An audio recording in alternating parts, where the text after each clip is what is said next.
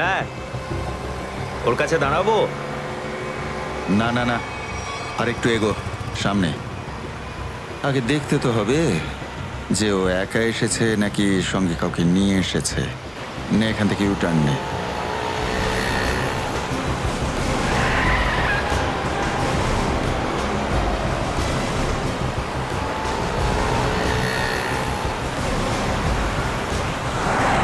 মনে হচ্ছে সঙ্গে আর কেউ নেই।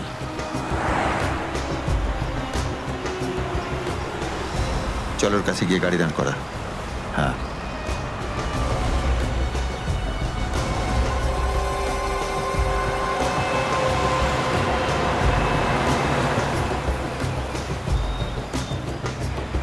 এসো ভেতরে চলে এসো, তাড়াতাড়ি তাড়াতাড়ি।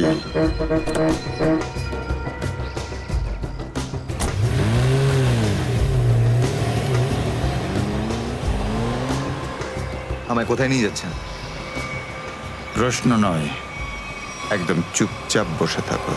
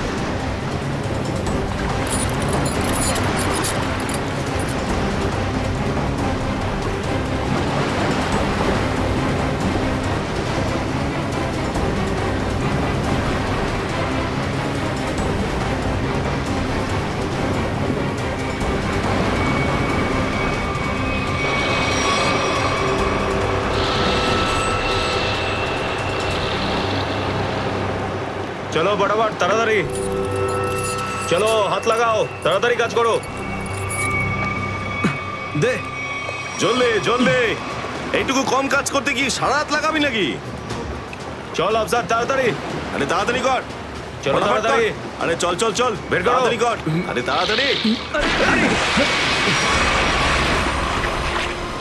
আরে পাগল, কি করলি তুই? সরি স্যার, হাত থেকে ফসকে গেছে স্যার। ওই তাড়াতাড়ি করছিলাম তাই। তোর এই গাধামোর জন্য আমার কোটি টাকার মাল জলে চলে গেল। আরে এই কেলারে, স্যার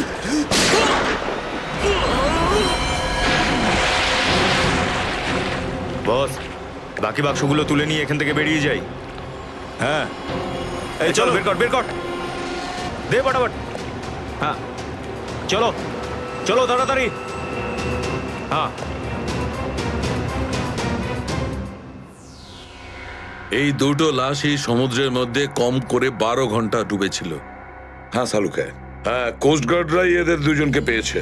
ওরাই এই দুটো লাশ উদ্ধার করে আর আমাদের হাতে তুলে দেয়। ভাই, এই দুজনকে পয়েন্ট ব্ল্যাঙ্ক রেঞ্জ থেকে গুলি করা হয়েছে। এর ক্ষতটা দেখো বস, এ দেখো। দুজনের ক্ষতই এই কথা বলছে। হ্যাঁ, আরও একটা ব্যাপার স্যার, বেশ কিছুদিন ধরে এরা ঠিকমতো খাবার দাবারও পায়নি। এদের বডিজ দেখে লাগছে যে খুব অল্প সময়ের মধ্যেই এদের ওজন তাড়াতাড়ি হ্রাস পেয়েছে। বস, ওদের বন্দি করে রাখা হয়েছিল। এ দেখো, এটা দড়ির দাগ। এদেরকে বেঁধে রাখা হয়েছিল দুজনকেই সমুদ্রের মধ্যে। সমুদ্রের গভীরে কোথায় কোথায় লুকিয়ে রেখেছিল এদেরকে?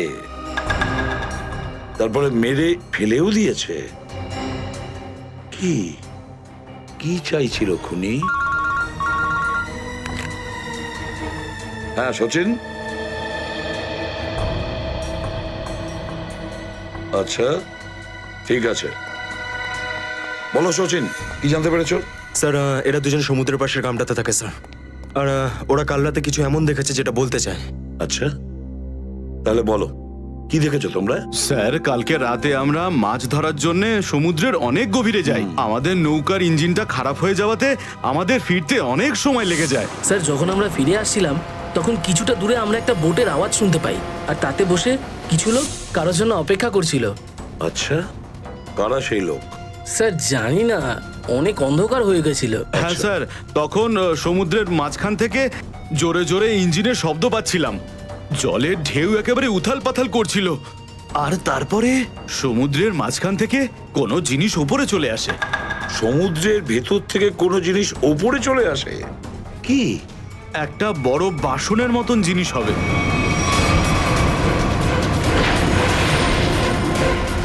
সাবমেরিন, ডুবোজাহাজ? হ্যাঁ হ্যাঁ, ডুবোজাহাজ। আর ওই বোটটা যখন ডুবোজাহাজের পাশে যায়, আর তখন ওখানে কিছু লোক কাজ করছিল স্যার। কি কাজ করছিল? জানি না স্যার, অনেক রাত হয়ে গেছিল তো দেখতে পাইনি। তখনই আমরা গুলি চলার শব্দ শুনতে পাই। গুলি চালানোর শব্দ? কটা গুলি চলেছে? দুটো গুলি স্যার। ও, দুটো গুলি চলেছে। আর আমরা দুটো লাশও পেয়েছি। আর আমরা ওখান থেকে ভয় পেয়ে পালিয়ে যাই স্যার। স্যার একটা কথা বুঝতে পারলাম না, সমুদ্রের মাঝামাঝি এই সাবমেরিন কি করছিল? সেটাই তো। আর ওই বোটটায় তাহলে হচ্ছিল কি? স্যার হ্যাঁ Pankaj? Sir missing person bureau থেকে দুজন ভিক্টিমের ডিটেলস পাওয়া গেছে। গ্রেট। অমল, মনোজ আর দুজনেই একই দিনে নিখোঁজ হয়েছে। আর স্যার দুজনেই মেরিন ইঞ্জিনিয়ার্স। হ্যাঁ সেটাই তো, মেরিন ইঞ্জিনিয়ার। সচিন, এটা কোনো কোইন্সিডেন্ট নয়, কোনো সংযোগ নয়, কারণ মেরিন ইঞ্জিনিয়ার্সরা অনেক কিছু কাজ করে সাবমেরিনে, ডুবোজাহাজে। এটা কোনো কাকতালীয় নয়। আর স্যার ইন্ডিয়ান ওয়াটারে এই ডুবোজাহাজ আসলে কি করছিল? কিছু না কিছু গোলমাল তো আছে, খুব বড় রকমের গোলমাল আছে, খুব বড় রকমের গোলমাল। খোঁজ নিতে হবে ওই ডুবোজাহাজের ব্যাপারে। ইন্ডিয়ান নেভি, ভারতীয় নৌসেনা থেকে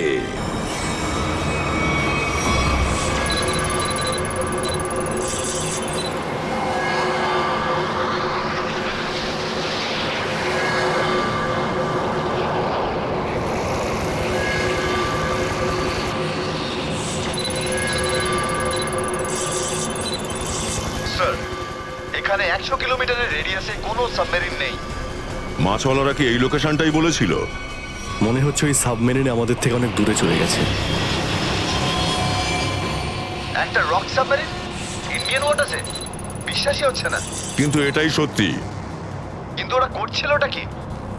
এটাই তো খোঁজ নিতে হবে। স্যার, ইনি মনোজের ওয়াইফ, ইনি অমলের বাবা, আর এই হচ্ছে তানিয়া স্যার, সিদ্ধার্থর বোন। এরা বলছেন যে সিদ্ধার্থ মেরিন ইঞ্জিনিয়ার ছিল, আপাতত নিখোঁজ। আচ্ছা তোমার ভাই কবে থেকে নিখোঁজ? স্যার কাল থেকে নিখোঁজ। তখন আমি হসপিটালে অ্যাডমিট ছিলাম। হসপিটালে? কেন, কি হয়েছিল তোমার? স্যার অ্যাকচুয়ালি আমার আবার ক্যান্সার হয়ে গিয়েছিল। ছিল? ক্যান্সার হয়েছিল দ্বিতীয়বারে? স্যার ডক্টর বলছিলেন আমার ক্যান্সার আবার অ্যাগ্রিভেট হয়ে গেছে, কিন্তু আজ সকালে টেস্ট করে জানা গেল আমার ক্যান্সার নয়, আমি একদম সুস্থ। কি? ক্যান্সার উধাও হয়ে গেল? হ্যাঁ স্যার, আর এই খবরটা দেওয়ার জন্যই দাদাকে ফোন করেছিলাম, কিন্তু ওর ফোন নট রিচেবল আসছিল। আমি ভেবেছিলাম হয়তো বাড়িতে আছে, তাই আমি তাড়াতাড়ি বাড়িতে চলে এলাম। সব রুমে খুঁজলাম স্যার, কিন্তু কোথাও আমার দাদা নেই। ভাবলাম হয়তো আশেপাশে কারোর বাড়ি গেছে। সব জায়গায় খোঁজ করলাম, কেউ কিচ্ছু বলতে পারলো না ওর ব্যাপারে। আপনি নিজেকে সামলান, খুব তাড়াতাড়ি আপনি দাদাকে পেয়ে যাবেন। আচ্ছা, মনোজ আর অমল কিভাবে নিখোঁজ হলো? স্যার, অমলের সেই সময় চাকরি ছিল না। গত মাসের 7 তারিখে ও বলল যে ও নাকি একটা চাকরি পেয়েছে, আর 3 দিন পর যখন ও ইন্টারভিউর জন্য গেল তো ফিরে আসলো না আর। কোন কোম্পানিতে জব পেয়েছিল? স্যার, সেটা তো জানি না, কিন্তু অমল বলেছিল যে কোনো রিক্রুটিং এজেন্সি আছে, তাদের সোর্সেই এই কাজটা পেয়েছে, আর ইন্টারভিউ সমস্ত ব্যাপারটা জানা যাবে। স্যার, স্যার, মনোজ আমাকে এটাই বলেছিল যে কোনো একটা রিক্রুটমেন্ট এজেন্সি আছে যারা জবের এগ্রিমেন্ট করেছে। বেনামি রিক্রুটমেন্ট এজেন্সি লোকেদের চাকরির লোভ দেখিয়ে মেরিন ইঞ্জিনিয়ারদের কিডন্যাপ করছে এরা। মেরিন ইঞ্জিনিয়ারদের দেখুন, আপনাদের সঙ্গে যা কিছু হয়েছে সেজন্য আমরা খুবই দুঃখিত। আমাদের চেষ্টার কোনো ত্রুটি রাখছি না ওই অপরাধীদের ধরার জন্য। আপনারা নিজেদের বাড়িতে চলে যান, কেমন? রবি, এনাদের ছেড়ে দিয়ে এসো। যান। চলুন।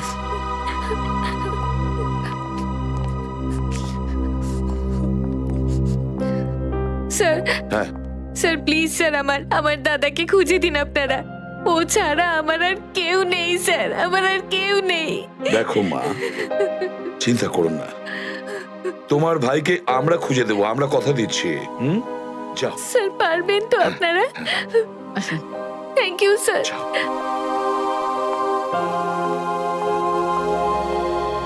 এই অনন্যার ডাক্তারের সঙ্গে কথা বলতে হবে।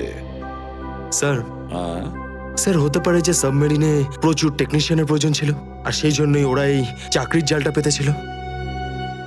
স্যার, এই ডুবো জাহাজটা কোথায় আছে আমরা জানি না স্যার, তাহলে অপরাধীদের আমরা ধরবো কি করে?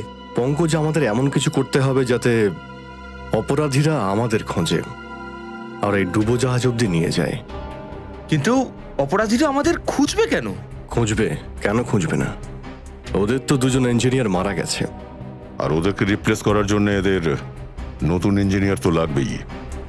আর এই জন্য আমরা অনেক ভেবে চিন্তে প্ল্যান তৈরি করব।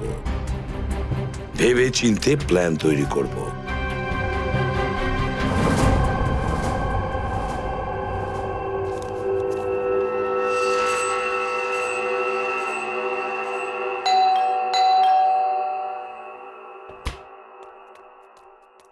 মনে হচ্ছে এসে গেছে।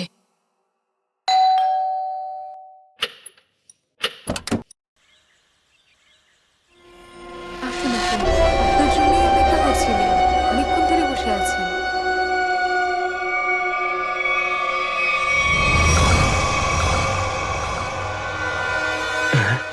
আসুন না, আসুন ভেতরে। অশোক আপনার জন্যই ওয়েট করছিল। Good morning sir, good morning, welcome welcome, please have a seat sir, বসুন বসুন। আমি আপনাদের জন্য চা নিয়ে হ্যাঁ আসছি। ঠিক আছে। নো থ্যাঙ্কস, আমি চা খাই না।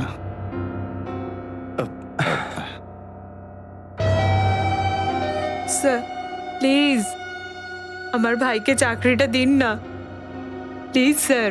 আমাদের অনেক ধার রয়ে গেছে, জানি না আমরা কিভাবে সেটা শোধ করব। দিদি দিদি, এক মিনিট। আরে আমাদের তো আগে কথা বলতে দাও প্লিজ। তুমি এসো, তুমি আমার জন্য চা করে নিয়ে এসো, যাও প্লিজ প্লিজ। জানি না তুই কবে চাকরি পাবি, আমার তো খুব চিন্তা হয়। সরি স্যার, ওই আমার দিদি আসলে একটু আমার চাকরি নিয়ে খুব টেনশনে আছে আর কি। ওনার একটু আসলে টাকা নিয়ে ওনার একটু নিশ্চয়ই বুঝতে পেরেছেন। হয় এরকম, আসলে টাকা জিনিসটাই এরকম। তাহলে স্যার আমার এই চাকরিটা পাকা ধরে নেবো স্যার? দেখা যাক, তার আগে তোমাকে কিছু প্রশ্ন করতে চাই। যা জিজ্ঞেস করতে পারেন, আমি রেডি স্যার। কিন্তু স্যার প্লিজ স্যার, এই চাকরিটা আমাকে আপনি দিয়ে দিন প্লিজ স্যার। অ্যাকচুয়ালি স্যার, আসলে আমাদের টাকার খুব প্রয়োজন স্যার। Sir please sir. খুবই এক্সাইটেড দেখছি আপনি এই চাকরিটা নিয়ে। সে তো একদমই স্যার। আসলে স্যার আমি আগে ওই গভর্নমেন্ট জব করতাম স্যার। স্যার ওই গভর্নমেন্ট জবে প্রমোশন আর টাকা পেতে অনেক কষ্ট করতে হয় স্যার। এই জন্য স্যার আমি রিজাইন করে দিয়েছি। আপনার পুরো নাম আর ডেট অফ বার্থ? আমার নাম Ashok Kumar. Date of birth 10th April 1976। আর কোয়ালিফিকেশনস? মাস্টার করেছি sir, master in marine engineering from GID college. তার মানে সাবমেরিনের ইঞ্জিনের মেনটেনেন্স আর নেভিগেশনের ব্যাপারে তো নিশ্চয়ই নলেজ আছে। Yes yes yes sir, you are right sir. তো মিস্টার অশোক, একটা কথা বলুন, আপনার এক্সপিরিয়েন্স অনুযায়ী একটা সাবমেরিনকে জলের নিচে কতটা গভীর অবধি নিয়ে যেতে পারেন? কত গভীর অবধি? স্যার সেটা তো ওটা স্যার ডিপেন্ড করে স্যার, মডেলের ওপর ডিপেন্ড করে স্যার। ওর ভেতরে গিয়ে আমি সাবমেরিন ঠিক করেছি স্যার। আর মেরিন তো অনেকটাই নিচে যায় স্যার, 400 অবধি যাই স্যার। ও হ্যাঁ, আমি আপনার স্কুলের প্রিন্সিপাল মিস্টার সুরেশের সঙ্গে কথা বলেছিলাম, আপনার খুব প্রশংসা করছিলেন। ওনার টাচে আছেন তো আপনি? প্রিন্সিপাল প্রিন্সিপাল স্যার খুব ভালো লোক স্যার। স্যার আমার প্রিন্সিপাল আমার মেন্টরও ছিল স্যার।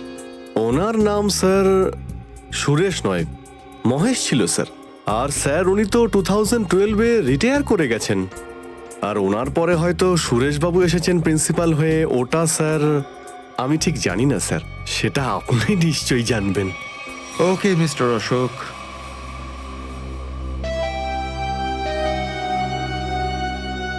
আপনার চাকরিটা পাকা।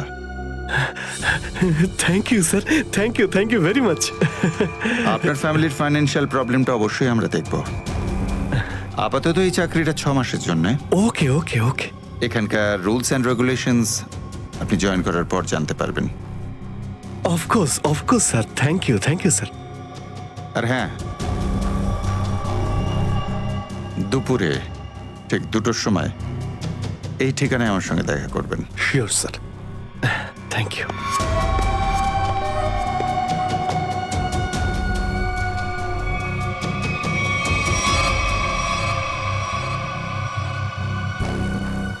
কাজ হয়ে গেছে, আরো একটা জব পাকা হয়ে গেছে আমার।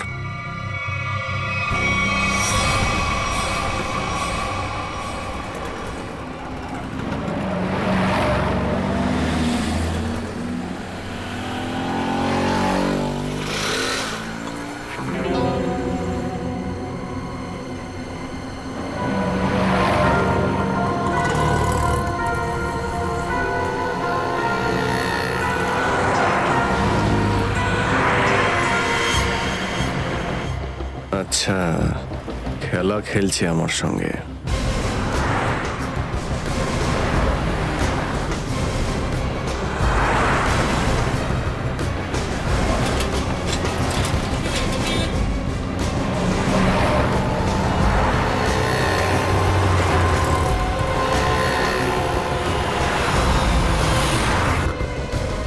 নমস্কার। হ্যাঁ ঠিক আছে, ভিতরে বস। সুশীল, চলো তাড়াতাড়ি, ভালো করো। নমস্কার।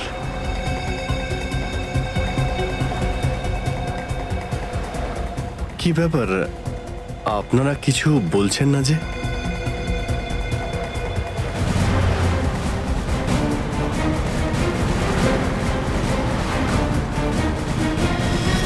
আচ্ছা, আপনারা কি এদের...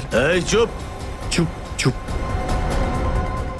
হ্যালো, আরে ও শ্বাস তো চলছে, হয়তো ঘুমোচ্ছে। সচিন তাড়াতাড়ি, ওরা যেন আমাদের নজরে এড়াতে না পারে।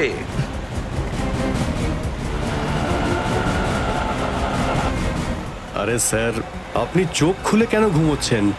খুব স্ট্রেস পড়ে চোখের উপরে। আমি এক্ষুনি বন্ধ করে দিচ্ছি। এখন তোরও ঘুমানোর সময় চলে এসেছে। আরে কিন্তু আমি রাতে ঘুমোই, দিনের বেলা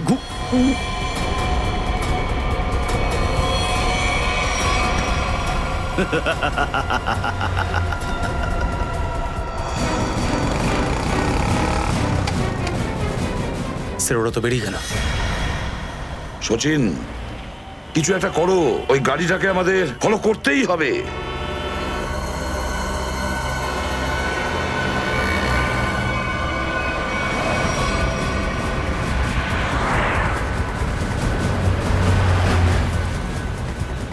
গাড়িটা কোথাও দেখতে পাচ্ছি না। সচিন দেখো একটু, দেখো তোমার রাইটে কিছু দেখা যাচ্ছে কিনা। স্যার ওই যে গাড়িটা। ইয়েস, কিন্তু ওরা রাইট সাইডে যাচ্ছে কেন? হ্যাঁ স্যার, এরা ঘুরে গেল কেন? ওদের তো সোজা যাওয়া উচিত ছিল, সমুদ্র তো সামনে। নিখিল, অভিজিৎকে ট্র্যাপ করো ওই জিপিএস এ।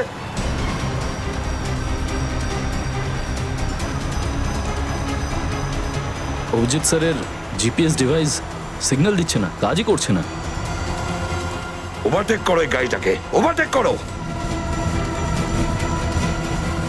এই দাঁড়া দাঁড়া দাঁড়া দাঁড়া।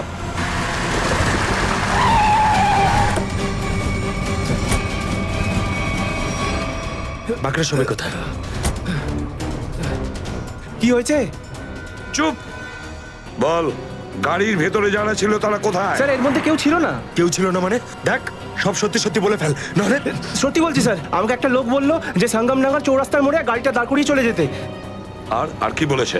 আর তো কিছু বলেনি, এই কাজের জন্য ও আমাকে 5,000 টাকাও দিয়েছে। ওই মেরিন অব্দি পৌঁছানোর একটাই রাস্তা ছিল, আর সেটাও বন্ধ হয়ে গেল। নিখিল, সিআইডির কোনো রাস্তা বন্ধ করা যায় না। যদি একটা রাস্তা কেউ বন্ধ করে, অন্য রাস্তা আমরা তৈরি করি।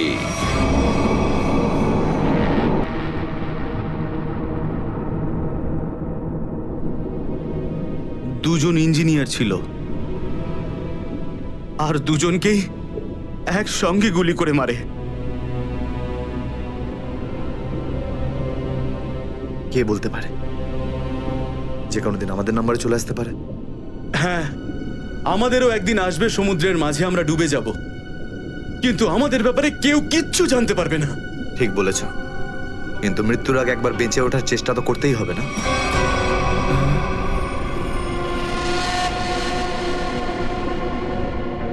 চারদিকে সমুদ্র, সিদ্ধার্থ, আমরা চাইলেও কিছু করতে পারবো না। কোথায় যাবে তুমি? কন্ট্রোল রুমের ভেতরে। কি? হ্যাঁ হ্যাঁ, আমার কাছে একটা প্ল্যান আছে।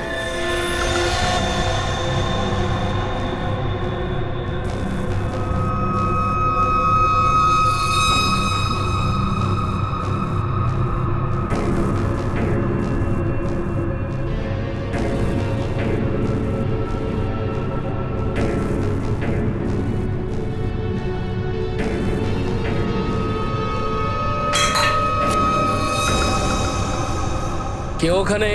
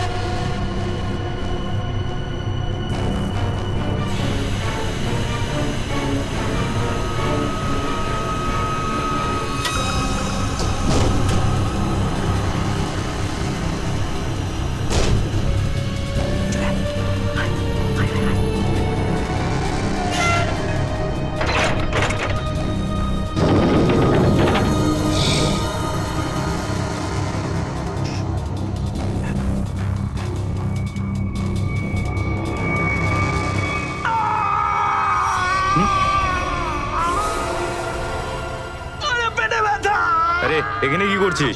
আমার পেটের ভিতরে খুব জোরে ব্যথা করছে। পেটে ব্যথা না নাটক করছিস? সত্যি বলছি, আমার পেটের ভেতরে খুব জোরে ব্যথা করছে। কিছু একটা করো প্লিজ। এই আবার কোথায় গেল? চল, ঠিক আছে ঠিক আছে, চল চল, এদিকে চল।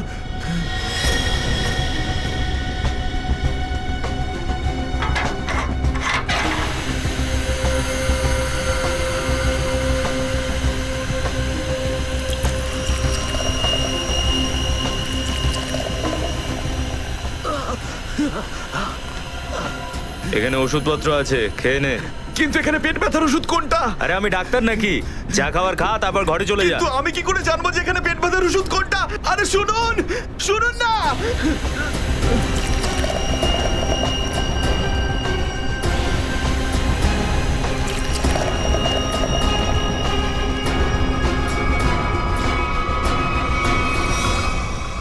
এই, এখানে কি করছিস?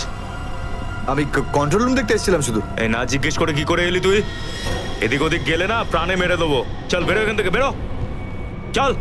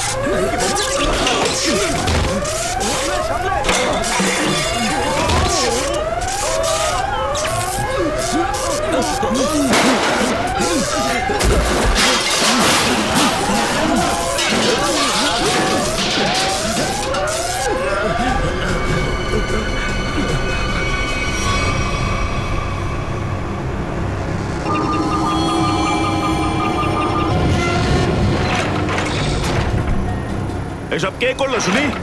জানি না স্যার, কিন্তু আমাদের সাবমেরিনটা একটু ক্ষতিগ্রস্ত হয়েছে।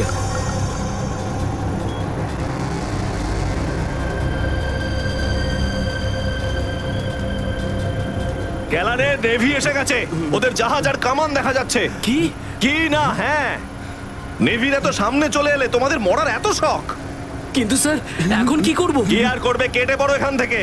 আমাদের পুরো অপারেশন ভন্ডুল করার আগে আমাদের এখান থেকে চলে যেতে হবে। কিন্তু এত অল্প ক্রিউ মেম্বার নিয়ে সাবমেরিনকে কি করে শিফট করব, তাও এত অল্প সময়? সেসব আমি কিচ্ছু জানি না, কিছু করো আর এখান থেকে বেরো, যাও, জলদি করো, যাও। Okay sir.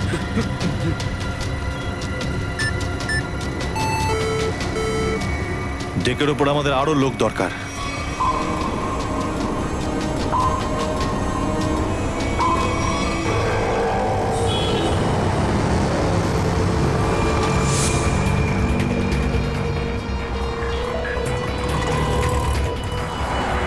ভাই এই গলিতেই তো এসেছিল। গেল কোথায় ও? ফোন কর, তাড়াতাড়ি ফোন কর ওকে। হ্যাঁ।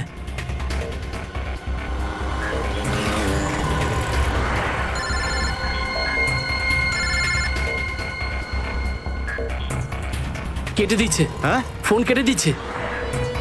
আরেকবার চেষ্টা কর, আরেকবার ফোন কর। একে তো কি হয়েছে টনি? বন্ধ বলছে। ওই দেখ টনি। ওই যে ধর ওকে।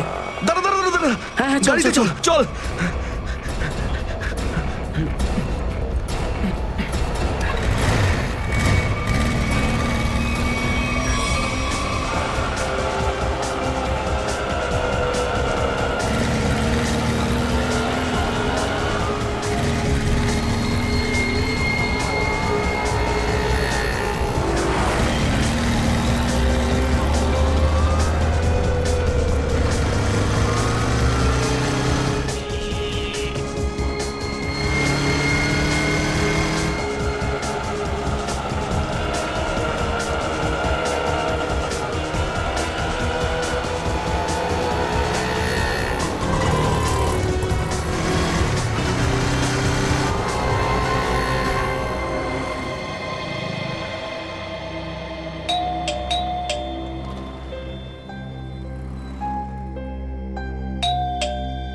অনন্যা, লাইট তো জ্বলছে, তার মানে অনন্যা বাড়িতেই রয়েছে, কিন্তু দরজাটা খুলছে না কেন? অনন্যা, অনন্যা, কোথায় গেছে এই মেয়েটা? অনন্যা,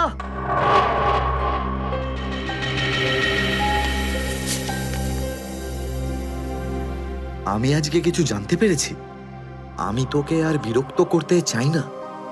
তুই অনেক কিছু করেছিস আমার জন্য, এতদিন আমার দায়িত্ব নিয়েছিস। এবার আমি চলে যাচ্ছি, তুই নিজের খেয়াল রাখিস। অনন্যা, ও মাই গড, এটা কি করলো এই মেয়েটা? কোথায় খুঁজবো আমি ওকে এবার? কোথায়? অনন্যা, অনন্যা, অনন্যা, আমার বোন অনন্যা। হ্যালো, আগে হ্যাঁ, আপনার 9টার সময় অ্যাপয়েন্টমেন্ট কনফার্ম আছে। আপনি প্লিজ পেশেন্টকে নিয়ে চলে আসুন। হ্যাঁ ম্যাডাম, ম্যাডাম, আমার বোনের অবস্থা খুব খারাপ, ওকে এক্ষুনি ডক্টর দেখাতে হবে। এই ফর্মটা ফিল আপ করুন। আমি ফিল আপ করছি ফর্ম, আপনি ওকে ভর্তি তো করুন আগে। স্যার, অ্যাডমিশনের জন্য ফর্ম ফিল আপ করাটা দরকার। আমি বলছি তো আমি ফিল আপ করে দেবো তোমার ফর্ম, আগে ডাক্তারকে তো দেখাই। স্যার, আপনি এইভাবে কথা বললেই ডক্টর এখানে এসে যাবেন না। আপনার আগেও অনেক পেশেন্টস রয়েছেন, তাদেরকে দেখা হবে, তারপর আপনার বোনকে দেখবেন। আরে কারোর জীবনের প্রশ্ন আর আপনি এখানে ফর্ম নিয়ে পড়ে আছেন। আই এম সরি স্যার, একজন মানুষের জন্য হসপিটালের রুলস পাল্টানো হবে না। আপনি যতক্ষণ ধরে কথা বলছেন ততক্ষণ তো ফর্ম ফিল আপ হয়েই যেত। ঠিক আছে, দিন দিন পেন। ফর্ম ফিল আপ করার পাশাপাশি 1 লাখ টাকা ক্যাশ কাউন্টারে জমা দিয়ে দিন। 1 লাখ? এত টাকা তো নেই আমার কাছে এখন। আজকাল তো শ্বাস নেওয়ার জন্য টাকার দরকার। যদি আপনি টাকা না জমা দেন তাহলে আপনার পেশেন্টকে অ্যাডমিট করা হবে না। ম্যাডাম, ও মরে যাবে, ওর তাড়াতাড়ি ট্রিটমেন্টের প্রয়োজন। আপনার মনে মায়া দয়া বলে কিচ্ছু নেই? আপনি ছাড়াও এখানে এত লোকজন আছেন, কার কার উপর দয়া করবো বলুন তো? সবার ওপর। যদি সবার উপর দয়া দেখাই না, তাহলে এখান থেকে আমার ছুটি হয়ে যাবে। তখন আমায় কে দয়া দেখাবে বলুন তো? কি হয়েছে? কি হয়েছে ম্যাডাম? স্যার, আমি কখন থেকে ওনাকে বোঝাচ্ছি যে ডিপোজিট মানি ছাড়া আমরা ওনার পেশেন্টকে অ্যাডমিট করতে পারবো না, কিন্তু উনি তো একই কথা বলে যাচ্ছেন। টাকা নেই আমার কাছে, টাকা কোথায় পাবো? কত টাকা দিতে হবে ম্যাডাম? 1 লাখ টাকা। এই নিন, আর যান তাড়াতাড়ি ওনার বোনকে অ্যাডমিট করুন। Go fast. স্যার, ফর্মটা ফিল আপ করুন। ম্যাডাম, আগে পেশেন্টকে অ্যাডমিট করুন, তারপরে ফর্ম ভরে নেবেন। Okay sir. Thank you sir. আপনারা কে আর আমার জন্য এত কেন করছেন? এত কিছু ভেবো না ভাই, আরে মানুষই তো মানুষকে সাহায্য করে, আর এইসব লেনদেন তো পরে দেখা যাবে। চিন্তা করার কোনো দরকার নেই, আমরা এই আশেপাশেই আছি। এই পেশেন্টকে নিয়ে যাব? হ্যাঁ, তাড়াতাড়ি নিয়ে যাও।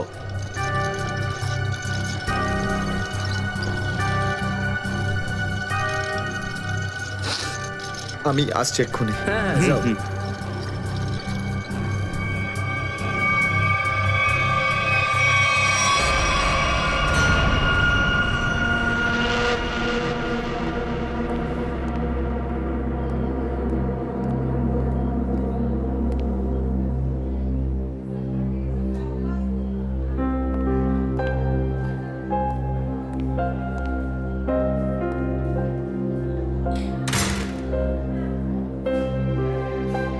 ডাক্তারবাবু, অনন্যা কেমন আছে? সমস্ত রিপোর্ট ঠিক রয়েছে তো? আপনি চুপ করে আছেন কেন? মিস্টার সিদ্ধার্থ, আপনার বোনের ক্যান্সার আবার ছড়িয়েছে। কি? এটা কি করে সম্ভব ডাক্তারবাবু?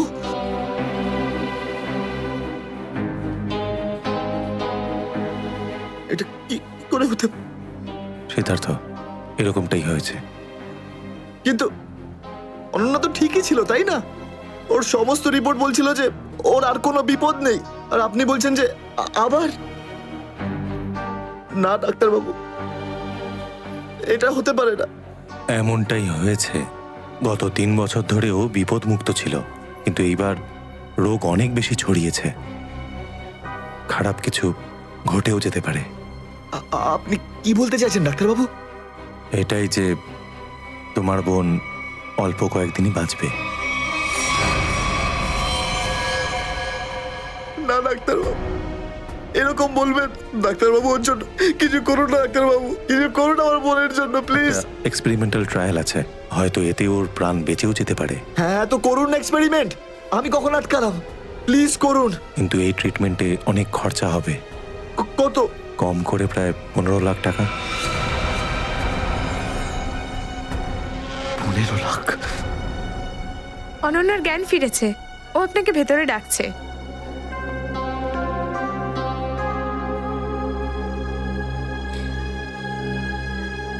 আপনি অনন্যার চিকিৎসার ব্যবস্থা করুন।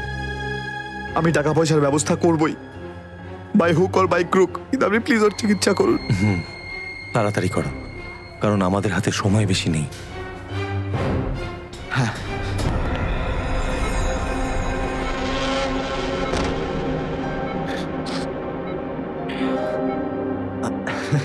আরে অনন্যা, ডাক্তারের সঙ্গে কথা হলো আমার। তুই তো একদম ঠিক আছিস। বেশ, আর কয়েকদিনে তোকে বাড়ি ফেরত নিয়ে চলে যাবো আমি। তুই না দাদা, এখনো অব্দি মিথ্যে বলতে শিখলি না।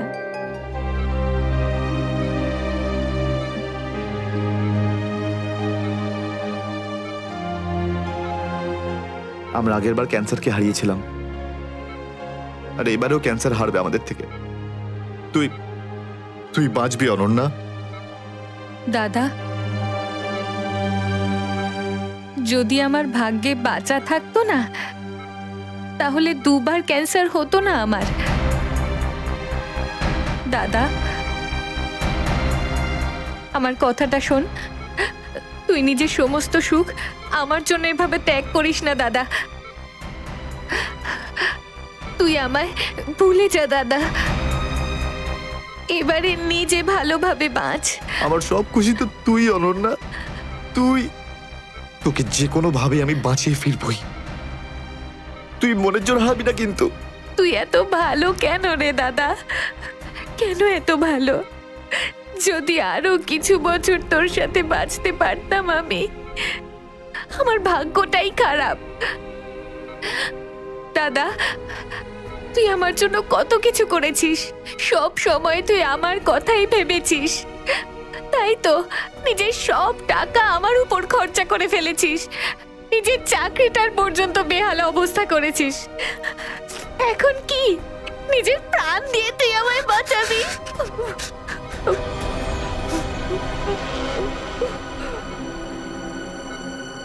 স্যার, আপনি প্লিজ বাইরে যান, ওনাকে রেস্ট নিতে দিন। তুই যা দাদা।